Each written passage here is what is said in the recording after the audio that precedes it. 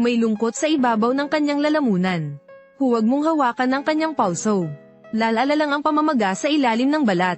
Paano mo nalaman yun? Sagipin mo siya. Suriin ang kanyang laryngeal membrane. Dr. Lam, bata pa lang siya. Iligtas ang tao.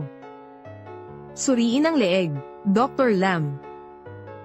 Maniniwala ka sa kanya.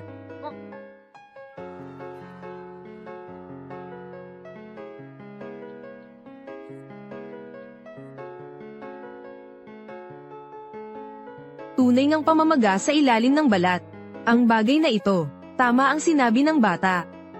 Sino ba talaga ang batang yan? Dumating na ang ambulansya. Umalis kayo dyan. Dali.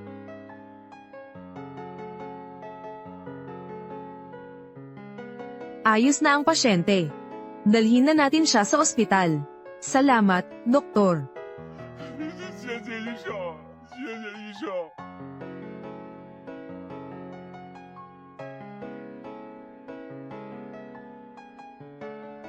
Aksidente sa sasakyan. Emergency. Ischedule ng operasyon. Sa kanang dibdib. Ikalima sa tadyang, may nararamdamang metal na panginginig. Kailangang magpa-CT scan na may contrast. At angiogram. Saan galing ang batang ito? Ang munting kaibigan. Huwag mong isipin na tama ka ulit. Hindi ito parke. Dr. TRN, ano po ang ginagawa ninyo? Tignan ninyo. Ang mga senyales ng pasyente ay hamupa na. Dapat nating pigilan ang pagdurugo. Huwag nating sayangin ang oras sa ibang bagay. Dr. Lam, maniwala po kayo sa akin. Kailangan niya talaga ng CT scan. Ikaw at ako ang mga pangunahing doktor na nag-aasikaso sa kanya. Doktora Lam. Ipaschedule mo na ang CT scan. Malinaw ang baga. Normal ang hugis ng puso. Doktora Lam, pansinin mo ito. Ang gilid ng puso. Ang refleksyon ng salamin. Huwag mo nang paglaruan. Dahil may dala kang bata. Galit na ang direktor ngayon. Pero kanina sa kalye, tama naman ang sinabi ni Bobo, Kami lang naman niyo ang doktor. Matatag na ang kalagayan ng pasyente. Pagmamasdan na lang siya sa ospital. Pero dahil sa paniniwala sa batang iyon, sisirain mo ba ang pasyente? May sirang baso sa ventricle ng pasyente. Hindi mo yun inalis at tinahi mo lang ang sugat. Iyan ang tunay na pananakit sa pasyente. Kalokohan. Normal lang ang lahat. Anong problema? Doktor, hindi na maganda. May ventricular fibrillation siya. Bilisan ninyo. Dr. Lam, huwag na kayong mag-aksaya pa ng lakas. Gusto ng pamilya ng pasyente na lumipat sa ibang ospital. Parating na ang ambulansya. Ililipat. May mga bubog sa ventricle. Kailangang oprahan agad. Ang head ng department, comatose. Sa Namson Hospital, sino ang kaya nitong oprahan? Ikaw ba? O kaya yung batang yun? Ang mga sirang piraso sa puso ng pasyente ay gumalaw na. Kung ililipat natin siya sa ibang ospital, para lang itong pagpatay, tama siya. Kailangan ng pasyente ng agarang operasyon para maialis ang mga sirang piraso. Ang dali mong magsalita, napakakomplikado ng operasyong ito. Tinansya ang kalagayan, mga 8% lang ang tsansa ng tagumpay. Ililipat na siya sa ibang ospital. Hindi na tayo mananagot. Dr. Lam, ang mga sirang piraso sa katawan ng pasyente. Papalapit na sa coronaryong arterya. Kung hindi ooperahan, masama ang mangyayari. Tanga. Hindi ito lugar para maglaro. Huwag mong saktan ng iba. Dr. Lam, ilipat na natin siya sa ospital. Hindi. Bawal. 6 na taon pa lang siya. Dahil ayaw kong managot. At palampasin ang pinakamainam na oras para sa paggamot. Ako na ang mag-oopera. Ako ang mananagot. Buksan ang tiyan sa kahabaan ng ika-4 na tadyang sa kaliwa. Ingatan ang mga arterya sa tadyang. Kutsilyo. Sigurado ka ba sa gagawin mo? At sundin ang sinabi ng batang ito. Napakawalang katotohanan nito. Kahit na ano paman. Magsimula sa pagsusuri ng kalagayan ng pasyente. Tama si Bobo. Napakahirap ng gawaing ito. Ilapat ang mga tamang mungkahi. Para mapabuti ang tagumpay. Hindi rin dapat iyon. Isang walang kabuluhang eksena. Bumaba ang presyon ng dugo. Higit sa 800cc na ang nawalang dugo. Sabi ko na nga ba? Dahil naniwala ka sa batang iyon. Mabuti na lang. Dapat sana'y inosente tayo. Lagot na tayo. Manahimik ka. Hindi ito ang oras para sa sisihan. Pigilan ang pagdurugo. Huwag kang magpanik. May sirang baso. Naputol ang ugat. Gamitan ng hemostat ang naputol na ugat. Wala na tayong pag-asa. Suko na kayo. Naniniwala ako sa kanya. Ang tanga. Kakaiba naman ito. Napakahalaga ng operasyong ito. Mga doktor pa ba kayo? Ikaw ang pulubi na hindi kilala ang pinagmulan. Tawagin ninyo ang mga gwardya. Kunin ang hemostat. Pakinggan ang tibok ng puso ko.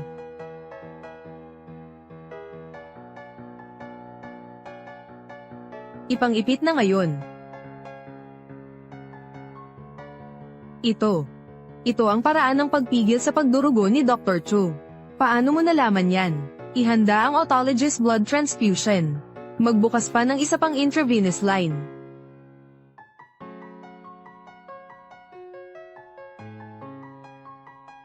Teka lang.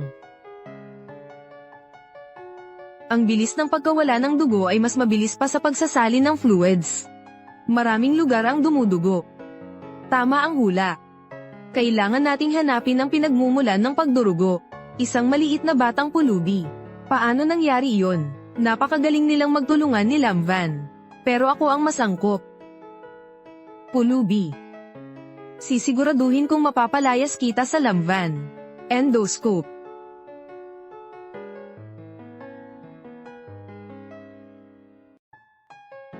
Tigil. May pagdurugo sa likod ng bronchi. Paano mo nalaman? Stitches number 8. Pagkagambala. Aksyon.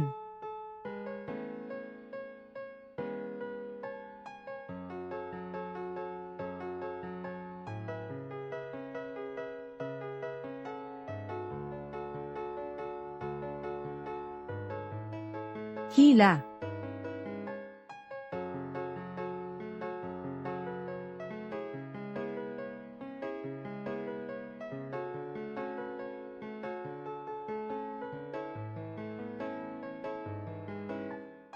Sa wakas tapos na rin. Bata. Sino ka ba talaga? Ang teknik mo kanina sa paghihiwalay ng selula. Parehong-pareho kay Dr. Zai. Sino ka ba talaga? Pagkatapos ng biglaang pagkamatay ko, ang pagbabagong anyo ng kaluluwa ay talagang walang katuturan. Kapag nahayag na ito, tiyak na ituturing akong halimaw. Walang dapat makaalam nito. Ako. Ang punong guro. Noalay si Bobo sa pamilya niya. Kaya ko siya dinala sa ospital. Huwag mo siyang palayasin. Sino ba ang nagsabing pinalayas ko siya? Naku, curious lang ako. Paano niya nalaman ang teknik ni Chulu? Siya. Imposible ba? Ano ang kaugnayan ng taong ito kay Dr. Chu? Yan ang nalaman ko sa telebisyon. Maglakas loob ka pang magsinungaling. Isang bata lang naman. Paano mo natutunan ang mga ganoong kasanayan? Dahil, lagi kong idolo si Dr. Chu. Nung nasa TV siya, lahat yun napanood ko na. Kaya ko natutunan. Pati sa telebisyon, matututo ka ng teknik sa operasyon.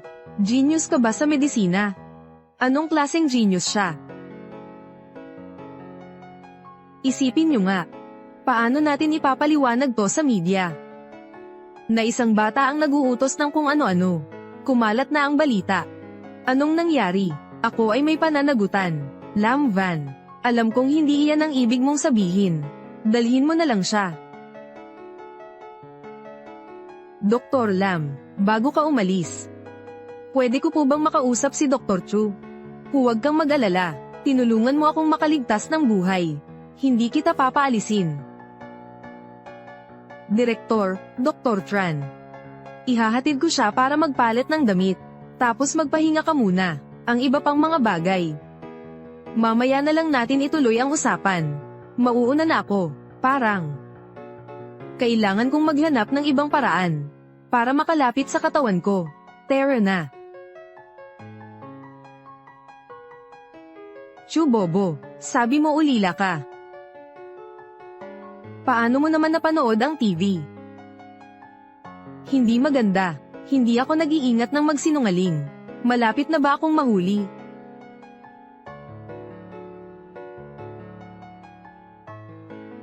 Teka lang, teka. Mag-ingat ka.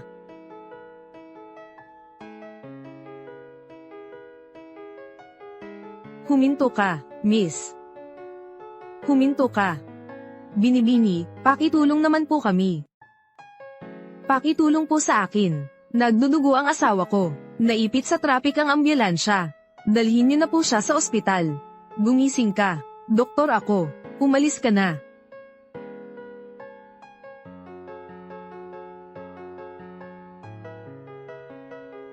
May dugo at amniotic fluid na lumalabas. Mabubuhay pa ba siya? Ganito rin ang nangyari sa asawa ni Mr. Zhang noong nakaraang buwan. Umalis kayo dyan. Bilisan ninyo. Umiwas kayo ng kaunti.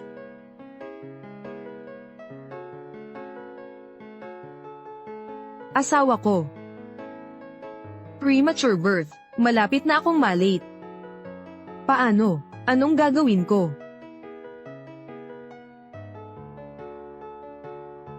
Umiwas kayo sa daan. Anong nangyari? Premature labor po ang misis ko at nag-bleeding. Mga doktor po. Pakisalba naman po ang asawa ko. Kailangan nating magawa to. Pakiusap po sa inyo, mga doktor. Sagipin niyo po ang asawa ko. Kailangan po siyang mailigtas. Huwag kayong mag-alala. Gagawin po namin ang lahat ng aming makakaya. Sige po. Malubha ang kalagayan. Hindi po pwedeng operahan dito. Dalhin na siya sa ospital. May matinding pananakit ng matris siya. Emergency. Masyado nang delikado para makarating pa sa ospital. Ano iyon? Lumang peklat ng operasyon sa ibabang bahagi ng tiyan. May history siya ng operasyon sa matris.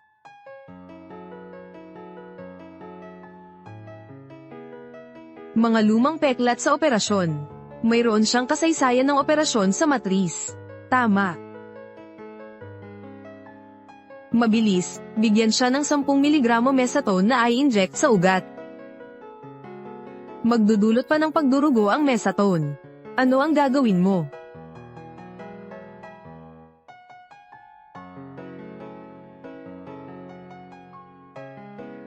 Hindi pagdurugo. Ito ay dahil sa pagkapunit ng peklat sa matris. Sumuko na ang kanyang kakayahan sa pagdugo. Doktor, pakiusap po sa inyo. Iligtas ninyo ang aking asawa. Basta mailigtas lang po ang aking asawa. Magpapakababa ako upang masaklian ang inyong kabutihan. Masyado nang huli para makarating sa ospital. Tawagan ang blood bank. Napakaaga pa ng yugto. Kailangang operahan agad para makuha ang sanggol. Kailangan ng cesarean section ngayon na. Dito ba sa sira-sirang kubo na ito? Paano naman natin susundin ang isang bata? Nakapagligtas ba siya ng buhay? Oo naman. Hindi na pwedeng maghintay pa. Kung hindi, mapapahamak sila. Parang pagpatay na ito. Hindi natin sila dapat hayaang operahan. Huwag na kayong magsalita pa. Iligtas ninyo sila. Lahat, lumabas na kayo. Lumabas. I-inject ng heparin sodium intravenously. Una, kailangan nating tulungan ng nanay na huminto ang pagdurugo. Nako. Lam Van, sa ganitong sitwasyon, gusto mo bang mamatay siya? Alam mo ba kung magkano ang dapat mong bayaran? Naalala mo pa ba ang emergency surgery sa battlefield? Putulin mo na dyan. Kunwari normal lang na cesarean section. Lam Van, ikaw.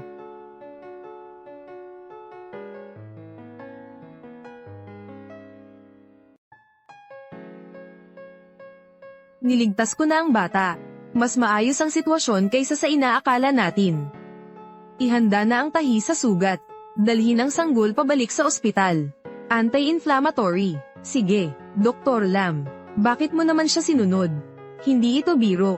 Pero pakiramdam ko, kakaiba siya. Sa kanya, may kakaibang pakiramdam ako. Ano iyon? Amniotic fluid embolism na ang pasyente. Huwag kang tulala dyan. Tawagan ang lahat para mag-donate ng dugo. Nababaliw ka na ba? May amniotic fluid embolism siya.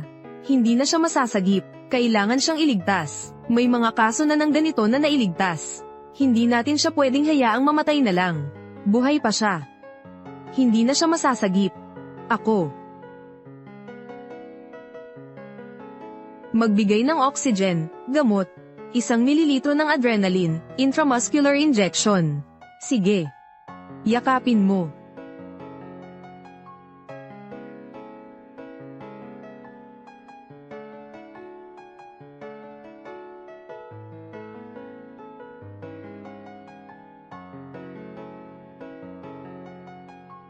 Nanganak na ang asawa ko. Umalis ka na rin. Umalis ka na. Ang asawa mo ay may amniotic fluid embolism. Tawagan mo ang mga tao para mag-donate ng dugo. Kailangan ng type A at type O na dugo. Bilisin mo. Bilisin mo. Mamamatay na ang asawa ko. Hindi ka mapapanatag. Sinasabi ko sa iyo. Ako.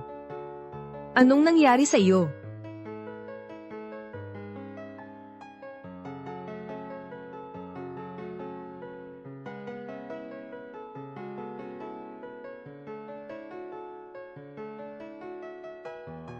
Ang asawa mo ay nasa kritikal na kondisyon. Kailangan agad ng pagsasali ng dugo. Ang nasa loob ay hindi estranghero, kundi ang iyong asawa at anak. Ang dugo mula sa ospital ay matatagalan pa bago makarating dito. Sa panahong iyon, patuloy na pagsasali ng dugo. Nandito na kami, hindi mamamatay ang asawa mo. Dugo, pagsasali ng dugo, mga kapatid. Pakitulungan ninyo ako. Mayroon bang type O, type A? Pakisuyuan po ninyo ako. Sagipin ninyo ang asawa ko.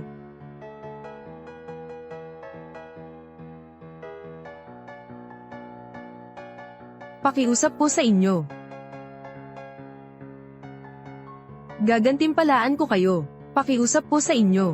Malakas po ako. Type O din po ang dugo ko. Tara na. Tara na. Tara na. Tara na. Tara na. Nako. Panginoon, patawarin niyo po ang aking asawa. Kunin niyo na po ang buhay ko.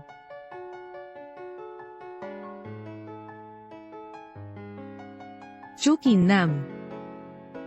Meron. Narito ako. Ligtas na ang asawa mo sa ngayon. Pero kailangan pa rin siyang operahan sa ospital. Sige. Salamat. Salamat sa inyo. Maraming salamat sa inyong lahat. Ang perang ito. Ang lahat na lang ito ng kaya ko. Hay nako, buti naman. Ang magandang doktor at ang 7 taong gulang na henyo sa medisina. Matagumpay na nailigtas ang isang kaso ng amniotic fluid embolism sa daan. Huwag masyadong maghusga ng iba. May isa pang doktor na lalaki noong nag-emergency. Laging gustong iwanan ng ina para maiwasan ang responsibilidad. Sana lang pag lumabas ako ng bahay, hindi ko pa nakikitang doktor na ganoon. Sa oras na iyon, may isang doktor na walang pakialam. Mas mabuti pa ang isang batang 7 taong gulang. Wala ba siyang pasyente sa bahay nila? Kung ganoon din ang gagawin ng doktor sa pamilya niya. Hindi ko responsibilidad iyon. Hindi ba ako legal iligtas ng buhay? Lahat ng tao ay nasa panig ng bata.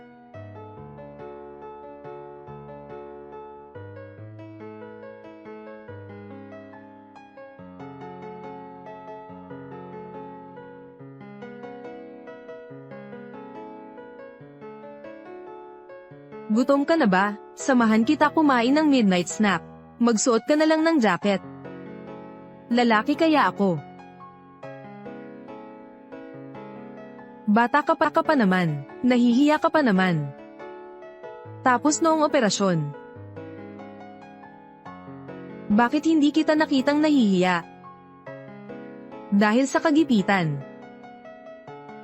Bilang isang doktor, nahaharap sa emergency, walang pinipiling kasarian, ganun pala. Nitong mga nakaraang araw, ang ulo ko. Medyo masama ang pakiramdam. Pating na naman po ninyo ako, Dr. Tit. Tingnan ninyo naman po ako. May problema po ba ako? Bakit? Tingnan nyo na po ako, please. Sabi ko na nga ba, ang ikli ng suot mo. Huwag kang masyadong lumapit sa akin. Dapat may distansya ang lalaki at babae. Ako. Bababa ako para magtapon ng basura. Sige, mag-ingat ka. Ang bata. Dito. Bakit ako makakasama sa'yo? Isang kwarto lang naman ang bahay. Saan ka naman matutulog kung hindi sa tabi ko? Ako. Natutulog ako sa sofa. Wala na tayong kumot sa bahay. Mag-ingat ka sa pagtulog sa sofa, baka magkasakit ka. Mabait ka bang matulog? Huwag kang mag-alala, mabait naman akong matulog, umakyat ka na sa kama. Kwentuhan muna tayo bago matulog. Dito ka.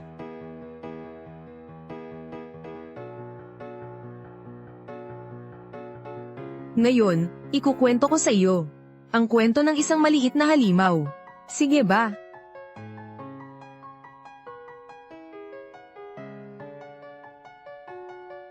Matulog na tayo.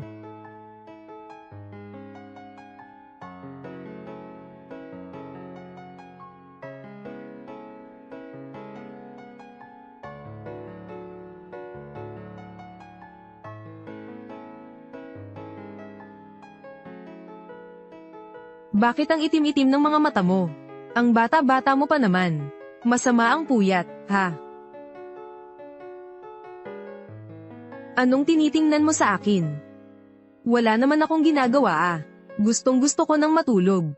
Pero kapag ang isang tao ay mahimbing na natutulog, tapos bigla na lang siyang sinipa pababa ng kama ng 3 beses. Ang sistema ng nerbiyos ng taong iyon, hindi hahayaang makapagpahinga, Sadie. Lubos na Sadie. Pag sobrang pagod na ako, ang posture ko sa pagtulog ay medyo malaya lang. Konti lang naman. Okay na yun. Basta, tinawagan ko na ang pulis. Ilang araw pa tutulungan kitang makipag-ugnayan ulit. Mahahanap ko rin ang mga magulang mo. Sa mga susunod na araw, tiisin mo lang ha. Dapat matutong magpatawad ang mga bata sa mga matatanda. Tapos naaalala mo pa ba? Ang numero ng telepono ng mga magulang mo. Pangalan nila, saan ang kanilang pinagmulan. Kailan ka umalis at saan? Hindi ko masyadong maalala. Pero alam ko na noon, ay dinala ako ng mga magulang ko kay Dr. Tit. Marahil ay magkakakilala sila. Pwede mo ba akong dalhin kay Dr. Tit? Xiaoyao. Bakit? Xiaoyao. Bakit? Tingnan mo si Mama. May problema ba sa kanin na ito? Anong nangyari sa iyo? Tingnan mo tong nanay ko. Anong ginagawa mo? Ibalik mo sa akin ang anak ko. Huwag kang mag-alala. Iniligtas niya ang bata. Malinaw na nabilaukan ng anak mo. At nahirapan ng huminga. Anong klaseng pag-aalaga ito ng ina? Nasa tabi lang tapos hahayaang mabilaukan ng anak. Ganito ba? Heimlich maneuver. Ang taas at lakas niya ay angkop. Madaling masobrahan ng lakas ang mga matatanda. Ano ba tong ginagawa nila? Bakit ang bobo naman ng mga magulang? Paraan ng first aid na Heimlich. Dapat matutunan ito ng sino mang may anak sa bahay. Anong klaseng ina ba yan? Hindi man lang pinapansin ang anak. Okay lang. Ayos lang, wala yun. Maraming salamat po. Salamat. Ayos ka lang ba? Wala lang yun. Pero kanina ko pa napansin na parang ang sakit ng tiyan niya. Mukhang may ibang karamdaman siya. Para sigurado, dalhin niyo na lang siya sa ospital para ma-check up. Sa ospital namin, magaling siyang magsalita. Ayos lang. Mukhang hindi siya nag-iingat sa kinakain niya nitong mga nakaraang araw. Hindi naman sakit ng tiyan dahil lang sa dumi ng pagkain. Ayaw mo lang pumasok sa eskwela. Huwag kang magdahilan sa akin dito. Hindi po. Sige na, tama na. Hindi naman gaanong karami ang takdang aralin sa eskwela. Hindi rin naman gaanong mabigat ang pressure. Bakit ayaw mo pa ring pumasok sa eskwela? Hay nako, ang batang ito. Tara na. Pag-uwi natin mamaya, imasahe kita. Uwi na tayo. May klase ka pa, mauna tayo. Salamat, mauna ako. Malapit lang dito, medyo malapit din sa Namson Hospital. Kung sakaling may mangyari sa kanila, kaya naman nilang pumunta roon. Nako, ang buong pamilya. Ang pinuntahan ko ngayon. Kilala ang ospital ng Namson sa buong bansa. Dr. Lam. Tingnan mo, nandito rin ang batang henyo noong nakaraan. Bakit mo naman dinala ulit ang batang ito sa ospital? Marami na siyang nagawang gulo. Dagdag na panganib sa ospital natin. Anong klaseng panganib po iyon? Ang 2 emergency admission kanina. Kung hindi dahil sa kanya, hindi natin sigurado kung naligtas natin ang pasyente. Lalo pat ang bata ay noalay sa pamilya niya. Saan kaya siya pupunta? Parang nag-aaway sila. Sige, tatawag na lang ako ng pulis. Dalhin na natin siya sa presinto. Doon naman talaga siya dapat. Matagal ko na pong sinabi. Pero wala pa rin pong balita. Saan ninyo po siya pinaglalagay nitong mga nakaraang araw? Parang palaipat-lipat lang po ba? Ano sa tingin ninyo? Ang batang ito, maaaring mapanatili sa ospital. Maaari ninyo po siyang dalhin sa bahay ampunan. Bahay ampunan. Seryoso ka ba, Dr. TRN? Tunay nga kayong mga doktor. Kayo po ay ang magulang ng batang nasamid noong araw na iyon. Di ba? Oo nga. Bakit po? Masakit pa rin ang tiyan ng bata. Sa tingin ko nagpapanggap lang siya. Pero hindi pa rin tayo mapakali. Dapat pa rin nating dalhin ang bata sa doktor para magpatingin. Ang bata, hindi naman magpapatuloy sa pagsisinungaling na may sakit siya. Dapat pa rin tayong magpatingin. Manahimik ka nga, hindi mo dapat pakialaman yan. Ito ay isang magandang ospital. Kahit gaano pa siya kagaling, hindi maihahambing sa doktor na may karanasan. Nariyan pa naman ang mga magulang ng bata. Sumunod ka sa akin. Magpapasuri muna tayo. Susuriin ko ang tiyan ng bata. Kung hindi naman malubha, gamot lang ang kailangan. Sige po, sa tingin ko naman ay wala namang malaking problema. Sumailalim naman sa check-up ang mga bata sa paaralan. Ayos lang po yan. Sige po, sumama na kayo sa akin. Magaling na doktor yan. Madalas akong pumupunta sa ospital ng mga bata. Walang problema naman.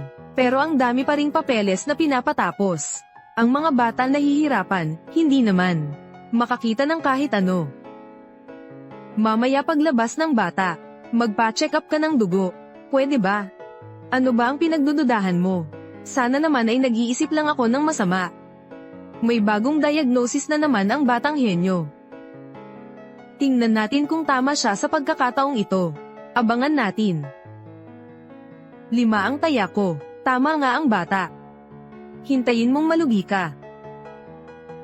Magpa-dimer test sa sample ng dugo na ito. Suriin ang lactate at amylase. Naniniwala ka talaga sa sinabi ng bata. Dumating na ang mga magulang niya. Nahirapan akong kumbinsihin sila, para mas mapapanatag tayo. Mukhang may problema ka na. Narito na ang resulta. 3 indikasyon. Lahat ay nasa normal na saklaw. Anong kaguluhan ito? Normal naman ang lahat ng indikasyon. Mali. Medyo mataas ang level ng lactate at serum amylase. Napakabata pa niya. Dapat mas mababa pa ang index. Nasaan na sila? Umalis na sila. Tawagan ninyo sila agad. Kung hindi, mapapahamak ang bata. Ano ba ang pinagdududahan mo? Nagdududa ako. Pagbara ng bituka dahil sa mga sakit sa bituka. Dapat pala'y may sakit sa bituka. Ito ay isang uri ng sakit na namamana na mahirap tuklasin. Teka lang. Nangangatwiran, ospital ito. Hindi lugar ng paglalaro, hindi kita bibigyan ng pagkakataon upang mapahamak ang reputasyon ng ospital. Suportahan si Dr. TRN sa pagpapalaya sa bata sa ospital. Hindi na rin siya naniniwala sa sarili niya. Pati ang mga kasamahan niya ay hindi naniniwala. Sigurado ka bang gusto mong gawin yan? Ngayon, ang buong network ay naninira na sa atin. Sinasabi nilang diktador ako, matigas ang ulo. Sinasabi nilang ang talento mo. Sadyang swerte lang. Ang bata pa ay napakamayabang na. Sinasabi ng lahat na, kung mali ang ating paghatol ngayong beses, man lang ay may 100,000 tao ang magpipirma, na humihiling na umalis na tayo sa Nanshan. Noong una kang naging doktor, ano ba ang iyong layunin? Doktor din ang aking ama. Noong una, ako po ay doktor. Ang totoo niyan, gusto ko sanang ipagpatuloy ang negosyo ng tatay ko. Pero nang makadaupang palad ko ang maraming pasyente, parami ng parami, napagtanto ko ang tunay kong hangarin. Nagumaling sila dahil sa akin. Ang hangad ko para sa mga pasyente ay mawala na ang pag-aalala sa kanilang mga mukha. Lahat ay pwedeng maging masaya. Okay na yun. Ano? Ikaw ay isang doktor.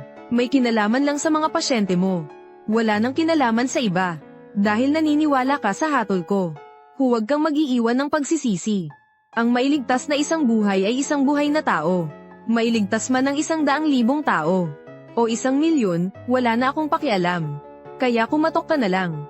Hindi ko inaasahan ang layunin niya sa pagiging doktor. Mas dalisay pa pala sa akin. Kumusta ka? Bakit kayo? Ang tagal naman ito. Kailangan kumuha ng dugo ng anak ko para sa pagsusuri. Tita, libre po ang pagkuha ng dugo. Dapat sumama rin po siya ngayon. Sa amin. Kung hindi, maaaring mapahamak ang buhay niya. Wala itong saysay. Sampay ng anak kong babae.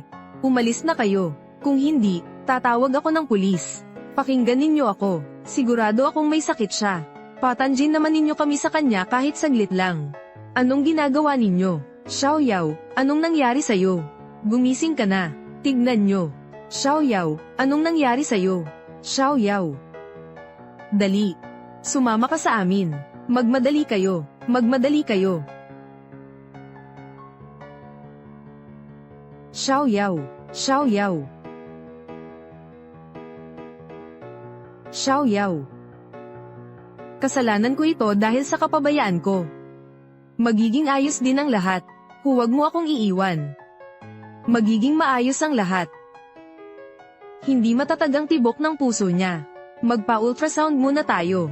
Hanapin ang kinalalagyan ng coil. Pumasok ka na lang sa operating room. Papasok ako sa observation room. Katulad ng dati, huwag kang masyadong mag-alala. Kayo na munang magbayad.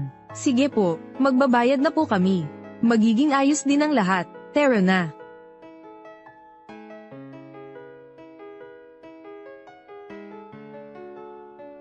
Kumusta na? May problema ba talaga? Baligtad na ang istorya. May problema ang bata. Ang swerte naman ng batang ito. Nagkomento ka pa rin. Siguro coincidence lang to, ang swerte. Ang bata pa niya para magkaroon ng ganoong kaalaman. Suriin ulit ang ultrasound. Tignan natin kung may bahagi ba ng maliit na bituka ang naikulong sa mesenteric artery. May nangyaring necrosis na ba sa bituka? Oo. May bahagi ng bituka na may necrosis. Surgical clamp. Dahan-daang itulak pabalik ang bituka. Ibalik ito ng paunti-unti. Pansinin ang kulay ng natitirang bahagi ng bituka. Ang kondisyon ng peristalsis at ang pagkontrata ng mga daluyan ng dugo sa mesentery. Suriin ang ibang mga bahagi. Mayroong necrosis ba? Normal ang ibang bahagi ng bituka. Normal din ang tibok ng mga daluyan ng dugo. Tandaan pagkatapos ng pag-aayos. Kailangan mong tahiin ang bituka sa gilid ng tiyan para maiwasan ang pag-ulit. Tahiin ulit.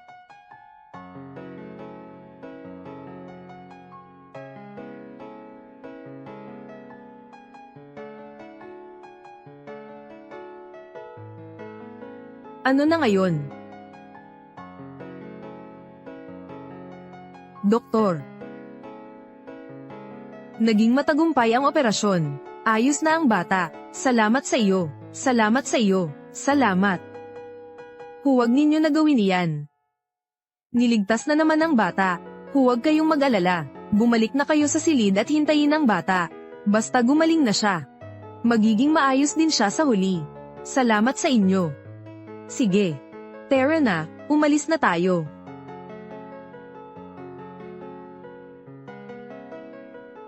Salamat sa iyo.